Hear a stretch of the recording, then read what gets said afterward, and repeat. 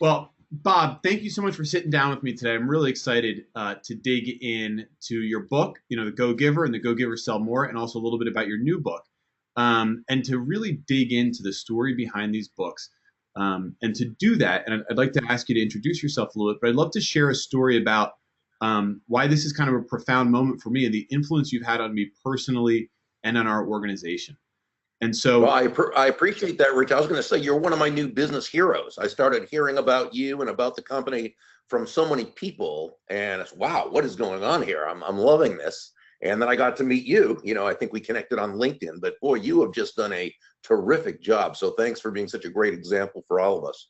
well, thank you. And really what we like to say is we just master the best of what other people have already figured out. So, ideas like yours and other people and implementing them. So And I learned from many others. So it all goes like that. I was a naturally gifted salesperson, pretty good at it, was able to build relationships, get things done, kind of that like, if you need to get this deal done or something, send Rich in. And I started off in investment banking, and then I worked in real estate and investments and capital raising, and I just loved it. Then I found myself in a position where I had to teach others sales. And I was running a sales force of about 300 people. And I didn't have the skill set to articulate, well, here's what I do that works for me. Here's what you should do. So I started to do a deep dive on selling. And I found books like Robert Greene's 48 Rules of Power, The Prince by Machiavelli, the always be closing and the objection handling and those types of things. Never split the difference. And I started to get really good at being a master manipulator or persuader and trying to teach people these techniques. And like, it didn't work. And I started to repel people. I'd go to do a sale, and then the person would disappear and never talk to me again. I was like, what is going on here? So I linked up with, and I think you know him, Larry Kendall from Ninja Selling. You're familiar with him, Love right? Larry.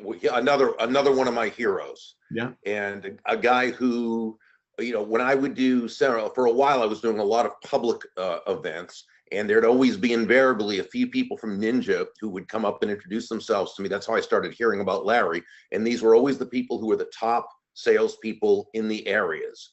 And they gave so much credit to Larry and Ninja Selling, and talk about a guy who, again, just like you, totally runs their business as a go-giver. I mean, it's just fantastic. Yeah. And so I met Larry, and it was just like, I went out there, I went to Fort Collins, Colorado, and I spent a week out there. And for our listeners, Larry built up a real estate company called The Group. And they're kind of famous for being the most productive per person real estate company in the United States. I think the average realtor gross commission income is about $27,000. At The Group, it's, I think, $240,000. And so when you meet Larry, he's like the Dalai Lama of sales. And you just realize, like, wow, to his core, he's doing things differently and it's working really well. And then Larry introduced me to your book, and it was so in line with my faith as a Christian and all the philosophers and everything that I've experienced. It gave me a tool to say it's not about techniques, it's not about extracting value, it's about giving value. So I really want to thank you for that introduction, and for Larry when he sees this. So Bob, with that said, I'm sure you hear stories like this all the time. Just to open it up a little bit about your philosophy, the need to write this book, and the background for it for audience. Yeah, well, I mean, the basic premise of the book, of the series, and the Go-Giver, three of the books in the series are parables. One is more of an application base. Go-Givers Sell More, but the original one, the Go-Giver, and it co-authored with John David Mann, who's really the lead writer and storyteller. I mean, I'm a how-to guy. I'm step one, step two, step three. John's a magnificent storyteller, so it was definitely a collaboration. And the basic premise of the Go-Giver is simply that shifting one's focus, and this is really the key, shifting one's focus from getting to giving. And when we say giving in this context, we simply mean constantly and consistently providing value to others, and understanding that doing this is not only a nice way, a pleasant way of conducting business, it happens to be the most financially profitable way as well. Not for any way out there la reasons, just do nice things. No, there's a lot more to it than that. By and large, what it really comes down to, and an easy way to explain it really, is that, and I often say this when I speak at a sales conference, I'll start by saying, nobody's going to buy from you because you have a quota to meet. And we all laugh because we know that. No one's buying from us because we have a quota. They're not buying from us because we need the money. They're not buying from us because we're a really nice person, even though that's a great thing to be. No, they're going to buy from you because they believe they will be better off by doing so than by not doing so. The question is, how do you cause that to happen? You do it not through being clever and slick and so forth. That usually has the opposite results. You do this through your total, absolute, unabridged focus on making their life better. And to the degree you're able to do that, to communicate that, that's the degree that people are going to feel good about you. They're going to know you. They're going to like you. They're going to trust you. And they're going to choose to do business with you and refer you to others. So thank you. And I want to dig into this a little bit, because where I've let myself down or not lived up to my own expectations is when I really need to get something done. And we see this happening with new people. We hire a lot of new people, and I think a lot of people who are gravitating to this book are probably people who are getting their career going, trying to build something and looking for, how do I do this? And when you're brand new and you're in any sales job that's maybe a small base but primarily commission, you've got that first 30, 60, 90 days. And the worst thing we hear it right now all the time, give me a call after the new year. And so how do you marry? There seems to be this trade-off with achieving like short-term results that you have to do it. Like, okay, maybe this person wants to buy in 60 days, but I need them to buy in the 30 days. And what's the expense of that? And I know, I don't know if you know the guys over at CEB who wrote The Effortless Experience, and they talk about sort of net promoter scores and good profits versus bad profits. Sure. And there are. Sure. I'd love to hear any of the advice you've got for when we focus too much on our own needs, because we really we have to make our house payment. We have to make the car payment. We have to hit our quota. Sure. Here's the basic question that I think it comes down to, and that is, Bob, I understand this Go-Giver stuff. It's all fine and well. And when I have the money and don't need this kind of, then I'll do that. But I mean, I need the money right now. So I've got to do everything I can to get their money, right? Okay, so what I would say is, let's look at that and let's see which of the following two ways is most likely to result in sales on a more timely basis for you. Let's say you go and you really need the money. Okay, so you approach this you're about to do your presentation. They're in front of you, the prospective customers, and you need the money. Your goal is to get their money into your bank account. And so you go in there and, you may be nice, but it's obvious that your intent is their money. You ask questions, but you're not really listening. You're not really listening to understand. You're listening to kind of get the edge so that you can know what to say, to kind of sharp angle them into doing what you want them to do. When they have a question or an objection, you're defensive about it because, hey, this objection's standing in the way of your money, right? And, it kind of goes like that. Now, this person can sense this, okay? Now, I would ask this question of this new salesperson: is that person more likely or less likely to do business with you right now? And most people would answer less likely. Now, let's say you're that same person. You still need the money, okay? But what you're going to do is you're not going to deny your self-interest. First of all, you're a human being, so you are self-interested. Okay, it's how we have survived since the cave person days or whatever. We survive. Okay, so we're not going to deny our self-interest. We're not going to suppress our self-interest. What we're going to do is we're going to put our self-interest to the side. Okay, knowing not only is it the right way to be, it's also the most profitable way to be. And let's see what happens when we do. Now we go into this presentation with a total focus on serving this person, bringing value to them. So now what we do is, before we launch into our presentation of why we're the best one this, and we can get them this thing and at this, we ask questions. We ask questions to discover what they need, want, or desire. That, by the way, is the very definition of selling: discovering what the other person needs, wants, or desires, and helping them to get it. We can only do that through asking questions and then listening. listening not to answer, but listening to understand where they're at. Okay. When they have a question or an objection, we're grateful for it because it allows us to help get everything out into the table and really clarify and ask questions that will help get to the root of the actual objection, as opposed to maybe how the objection manifested because they didn't know. Now what we're doing is we're showing empathy. We're bringing empathy to the situation. We know that if we're a mortgage lender, we're asking them personal information that to us is no big deal because that's what we do, but to them it might be the first or second time in their life they've ever had to share such personal information, and they may have grown up thinking, no, you don't tell people about your financial situation, or they might be embarrassed about their. Sure. So we have empathy and we work. Okay. And only after we really know, when we know what they want, right, and we understand that, now we can match the benefits of what we bring to the table with what they need, want, or desire. And now we gently move into asking them to do what they've already told you they want to do, what's going to help them. Now, when you do this, are they more likely or less likely to do business with you right now? And the answer is probably more likely. So it really comes down to how we approach it. So the person who says, well, this being a go-giver is good for, no, this is how you build the business so that you are able to do this. And that way, not only do you have a customer or client who just loves you, but they're also going to be your personal walking ambassador.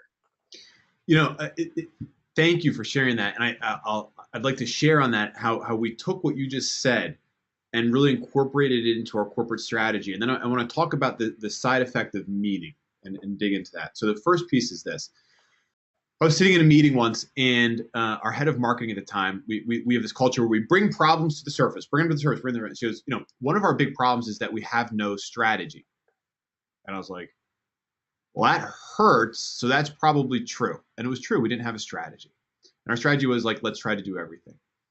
So I did a deep dive on what is strategy, and you can get lost in the literature about strategy. And ultimately, I came to, and it boils down to your book, fundamentally, and something that you just said, which is you need to listen and then see where you can provide value. So our overall strategy became this: simply for our customers to design, build, and deliver what our customers want, which moves us into this value proposition type of selling, which also says our product might not be right for everybody, right? And that's fine, because we can't be everything for everybody. And I think I'd love to hear you say that, because or talk about that a little bit, because partly the problem can be, and I've done this, you can listen, and then you try to become whatever they told you it is that they want. And so once we fought that bottleneck next, because we got the sales team to listen rather than sell, but then they just were they were telling the customer, we are everything that you want us to be.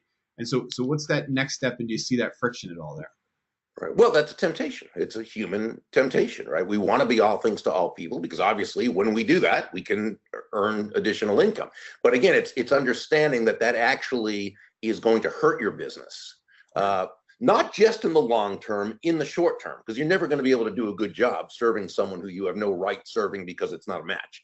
That's when we get the horrible customer service scores, because the salespeople say, or, and I don't mean to pick our sales team. I do this myself. I'm going to tell you what you want to hear in order to get you to do business with me. Right. But then as we do the business, you're going to come to resent me, and you're going to go online and write a really bad review about us because exactly.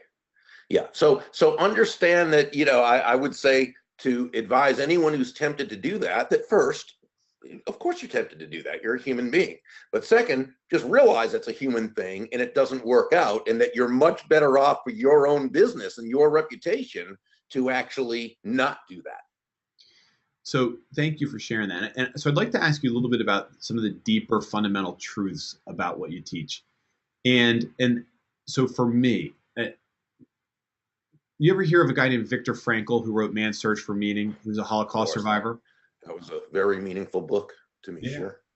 And so in there, he explains that all of us, and so he was a Holocaust survivor, and then he was a psychologist, and he wrote this book called Man's Search for Meaning. And he explains that all of us are united ultimately for meaning in our lives. And there's several ways that you can find meaning, but one of the most fundamental ways of finding meaning in your life is this idea that what you do matters to other people and that you have a positive impact.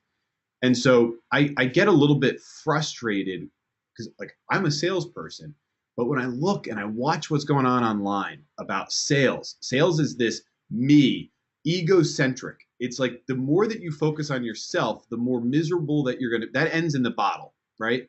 But what you're talking about, this focus on other people, while yes, it might be very profitable, I think ultimately it leads to great relationships, joy, and having a life that's fulfilled. And I just love to hear your thoughts on that and what influenced you in your thinking as you came to this stuff. Because I saw Viktor Frankl right there and curious to hear your thoughts on it. Well, I appreciate you saying that. I'm quite honored.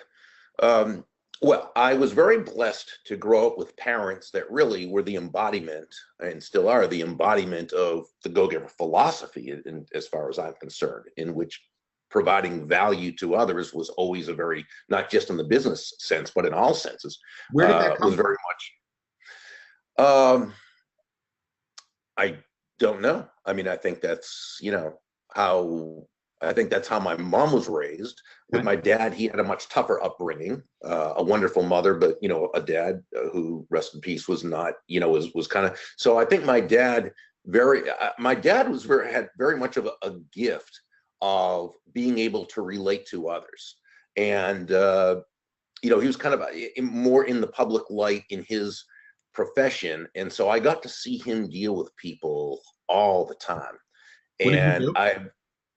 Well, so it's I'm going to make it real short as far as explaining what he did. Because after World War II, he ran Chris and Angelo Dundee's famous Fifth Street Fight Gym down in Miami Beach. Then when he moved back up to Massachusetts in the 50s, he started at the time a health club.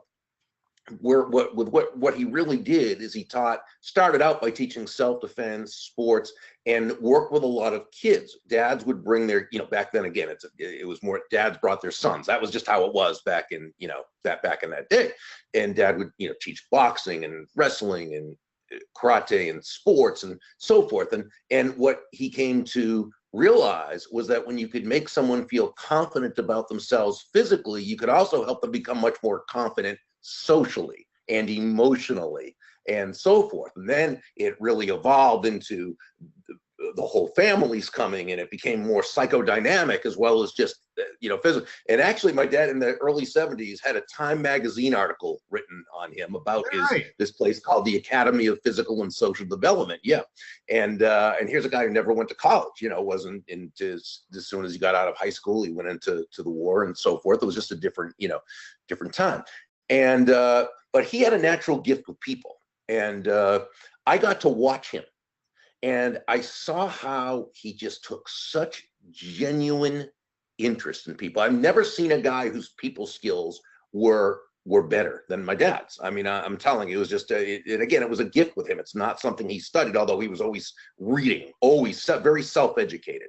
But I always say the single greatest people skill is a highly developed and authentic interest in the other person. And my dad inspired that saying. He never said that to me. It's just what I always saw, okay? A guy who always wanted to bring out the best in others by making others feel genuinely good about themselves, okay? So Dale, that I think is where I got. Please.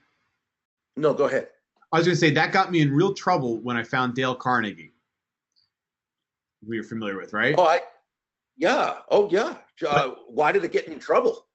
So I was working at Goldman Sachs at the time, and we found how to influence and win friends, right? How to influence others and win friends. And the problem with that is you can do the techniques without having that genuine interest. And so I first, and maybe this is the way things work, right? I first got good at doing the things. And here's what I'd find myself. I'd be out at a dinner party, and I'd say, okay, I think one of Carnegie's lines is, God gave you 2 ears and 1 mouth, use them accordingly. So shut up and listen. And I'd find myself sitting there and asking a couple of questions like, oh, tell me more. Oh, that's interesting. And then I'd sit there and be resentful of how much they were talking about themselves. And I couldn't believe what a blabberhead they were. And my wife was like, Rich, you can't do that. you're encouraging them to talk about themselves and then resenting them for doing it. And so I think the journey was there. Then you said this authentic piece of it, and I think that's where that's hard stuff to coach to people, especially with new salespeople. Yet you can do these techniques, but you also have to develop a heart of love for others and compassion for them, where you're generally interested in what they're saying, not just getting them to talk so that then they think you're a nice person and give you the deal. Yeah, Rich, really there are principles, strategies, and techniques or tactics. They all have their place. But when the basis is principle, that's going to set the premise for everything else. So you can, let's say, study Dale Carnegie's How to Win Friends and Influence People. To me, one of the most amazing books I've ever read. And I've read that book many, many, many, many times. Now, if you have, as you said, and you've since developed it, of course, if you have a heart for bringing value to others, you can take his strategies and techniques, or whatever you want to call them, and apply them for good. Yeah. Okay. But somebody who either really, maybe doesn't care or even has negative intent, their principle base is very negative. Okay. Now, this is also the difference. When we talk, I'm going to do these techniques in order to make more money. Exactly. Now, when you do the techniques in order to bring value to the other person, the money is going to come. It's not one or the other. This is why what we say is that money is an echo of value. Can you expand on that a little bit? Yeah, money is an echo of value. It's the thunder to value's lightning. In other words, the value must come first. This goes back to focus. It's moving from that I focus or me focus to an other focus, right? The basic premise of the Go-Giver. So it starts with the value you are focused on bringing another human being. When you provide that value, okay, now you are going to receive a payment for it. You're going to receive money for it, okay? You're a commission or a fee or whatever it is. Money is the echo of value. The focus must be on the value. The money you receive is a very natural result of the value you've provided. So it's not like it's one or the other. It's not like, oh, I care about helping this person or I want to earn money. No, it's both. But the focus must be on bringing value. Just like, you can't go up to it, and we talked about in the Go-Giver, right? Pindar told Joe, you can't go up to a fireplace and demand heat before you throw on wood and a paper and light a match. You can't go to a bank and go to open an account and say, first you give me interest, then I'll make a deposit. Life doesn't work that way. You don't go out into a field and say, give me the vegetables and then I'll plant some seeds. It doesn't work that way. So successful people deal in truth as opposed to wishes. What they wish things were. They work within truths, both of physical nature and human nature, in order to live a successful, happy life. So thank you for sharing that. I'd like Charlie Munger, who's Warren Buffett's partner, has this great line where he says, invert, always invert. So if you think something is true, invert it and take the counterfactual to it. So stereotypes come from somewhere. Usually there's some truth in them. And the stereotype of the typical top performing salesperson is not that of a go-giver. It's that of a master manipulator and somebody who gets other people to do things. And so I guess my question for you is, like, can you rise to the top and not be a go-giver? That's my first question. Can you be a top performing salesperson and not be a go-giver? Okay, so the short answer is yes. But then there's much more to it. Please. Okay, so first, the question is, and the original statement was, the reputation of top selling salespeople is that they're manipulators. And rather than being go-givers, they're what we would call go-takers, right? Right. Well, it's only a reputation in the same way that on, TV or in the news, you hear about the big executives who have stolen money, right? Or, we just heard that on the news lately about an executive who was fired for $40 million not reporting. And then, we hear about the Enrons and the Tycos, and here's what you don't hear on the news. Corporate CEO treats people fairly. Right. is honest and hardworking and takes care of their people and their customer. Well, why don't you hear it? Well, it doesn't sell, right? And yet most of the people, not all, but most of the people in business, especially in a free market-based economy, when I say free market, I simply mean no one is forced to buy from you. You've got to provide value, and you've got to do that over time, and you've got to, otherwise you're going to be out of business, okay? But nonetheless, it's a big world. There's all sorts of people. Typically, the most successful salespeople, their customers love them. They don't resent them. That's why they do business with so many people, and they do business through such referral-based marketing and so forth. But now let's answer. So I think in a sense, the reputation of such is more just like, in this world, the reputation of anything with greatness, there's got to be something bad to it. So I think it's more the average salesperson who's looked at as who people think of as a taker, and that's why they're not very successful. But now let's go to the other question, because it's a good one. What about those people who are very financially successful, despite the fact that they're not only not go-givers, but they're go-takers, they're con artists, well, first, it's a big world. So there are always going to be people who are going to do that.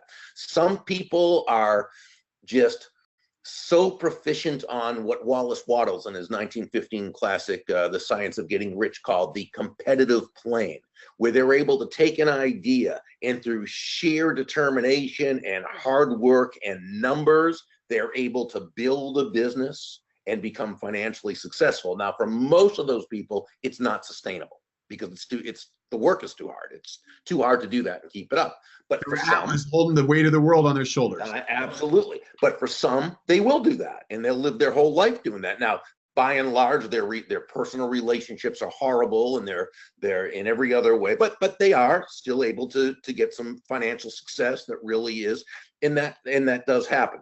But a lot of times, someone who maybe isn't a nice person but is successful, they're still doing the basic principles of a go-giver. And let me explain that, if I may. Please. Because people often ask, well, what about Steve Jobs? And I mean, if you've read Steve Jobs, the biography by Walter Isaacson, or a number of articles, or heard people talk about Steve Jobs, I mean, there's no doubt. I don't think it's any secret. He created a lot of value, though. Oh, well, we're going to talk about that. Exactly. He sure did. Okay. But we know he was not easy to work for. At times there were some character issues, and there were times where so we know that. People say, what about Steve Jobs? He wasn't a go-giver. And I'm going to say, no, he was a go-giver. Yeah. And here's why. Let's put everything he did against the 5 laws. Okay. The law of value. Your true worth is determined by how much more you give in value than you take in payment, which doesn't mean you don't make a profit. You make a great profit. It means that your focus is on the value. That, in other words, when someone buys something from you or does business with you, they receive so much value that they receive much more in value than what they paid. Okay. By the way, that's a very basic law of economics. People will exchange their money for that which they feel is of greater value than the money they exchange it for. When people buy his products, the iPhone and the iPad and the this and the that and the computers, they're pretty expensive.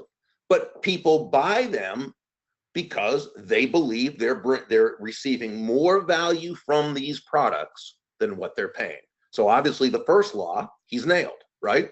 Second law of compensation. Your income is determined by how many people you serve and how well you serve them. So where law number 1 says give more in value than you take in payment, law number 2 says the number of people you serve, right, is going to be your actual income. The more people whose lives you provide that exceptional value to, the more money with which you'll be rewarded. Well, just look at the lines when a new product comes out. Look at the lines at the store. Okay, this guy obviously served a lot of people. Law number 2. Law number 3. Your influence is determined by how abundantly you place other people's interests first. There's only one way to consistently sell. It's all about the customer. Now, people say, well, wait a second, Bob. Steve Jobs never did surveys. He never did, what do you call them? The study, focus groups. He never, well, okay, but here's a couple things. First, Steve Jobs had a knack of knowing what the public wanted before the public even knew what the public wanted. But here's what Steve Jobs also said, which most people don't know. He said, you've got to start with the customer experience and work your way back to the technology. He understood that people would only buy from him to the degree that their interests were served.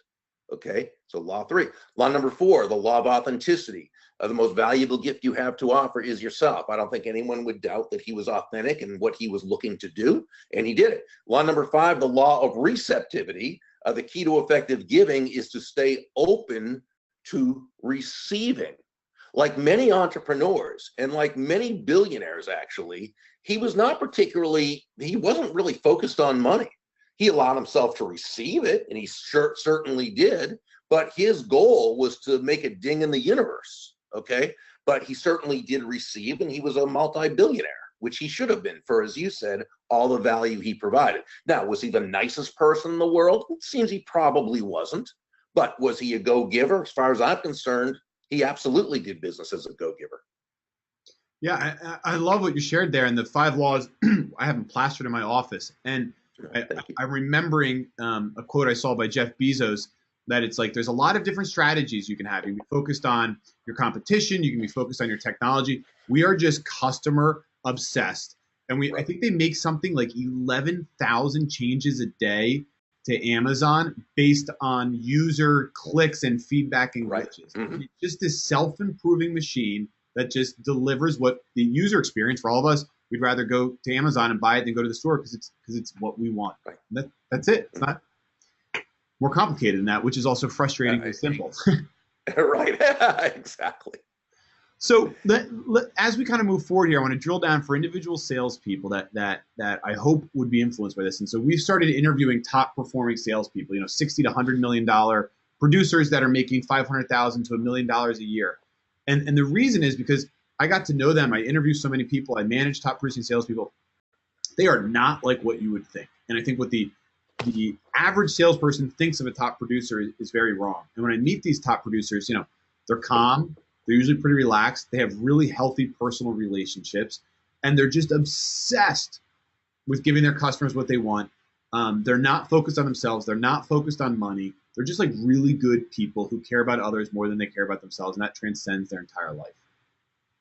Well, my question for you is that sounds great. Why, you've probably spoken to hundreds of thousands of people, at least your book has reached millions. Why isn't everybody doing it? And what's the one thing, somebody should start to implement today to become more go-getter? So that's 2 questions. I apologize. First question is, why isn't everybody doing this? Why doesn't everybody do anything that's ever been proven to work? Because it's hard. Humans are humans. Some people don't know. Some even after they know, they don't believe it. Some after they know and they believe it, they're still not willing to do it. Like a lack of discipline. Sometimes, lack of discipline. Yeah, many reasons why people won't do what has been proven to work. Now, the other thing, and I love your question about, one kind of piece of advice for that new person. Can I share something that happened about almost 40 years ago? It was fairly soon after I got started in sales. And Sure. it was the game changer for me. I came from a background where I was a broadcaster first in radio, then in television, and then I graduated into sales. I knew nothing about sales, so I started getting books on the topic and started reading them and studying them and applying them. And again, I was doing well, but I certainly was not anywhere near my potential. I was like Joe in the story, right? This is the becoming Bob Burg story. I like it already. I like how you put that. And so I remember coming back from a non-selling sales appointment. It was not non-selling by design. It was supposed to be a selling appointment, but I did not help the customer enough for them to see that it was going to be something good for them. And I remember coming back into the office, and it was a high ticket item, and it was again, I was doing okay, but not where I should have been. And I remember coming back, and I was really disgusted. I was disgusted at the prospect. I was disgusted at myself. And there was a gentleman there, an older guy, He was not in the sales department. I think he was in the engineering department or something. And I don't remember him even being there after that. It was just, I didn't know him well, but he was just one of these guys, nice guy, friendly guy. And he was one of these guys who didn't say much, but when he did say something, he just knew it was going to be profound. And he looked at me and said, Burg, can I give you some advice? And I said, yeah, please do. And he said, if you want to make a lot of money in business, actually he said, if you want to make a lot of money in sales, he said, don't have making money as your target. Your target is serving others. When you hit the target, he said, you'll get a reward. And that reward will come in the form of money. And you can do with that money whatever you choose. But never forget, the money is simply the reward for hitting the target. It ain't the target itself. Your target is serving others. And that was the difference maker for me. Sales now took on an entirely new meaning. I knew that selling was not about me. I knew it also wasn't about my product. As important as the product always is, it's not about the product. It's about the other person. It's about how that other person will benefit as a result of utilizing your product or service. And when we know that, now our focus is in the right place. Well, Bob, I think that's a profound thing, and I'm so excited to share that with everybody. And I think you're doing all of us that are, by the way, every company is in sales. If you don't have sales, you have nothing. All of us a great service to help people really fundamentally live better lives through serving others, and selling is a noble profession in that sense. So I just want to thank you so much today. Is there anything else that you feel like we didn't cover that we should be covering? No, you do a great job as an interviewer. If you ever stop building this humongous business serving so many people, you can go into TV or radio or podcasting or what have you. I get old fast. So, Bob, thank you so much. I really appreciate your time today. I thank you. Bye-bye.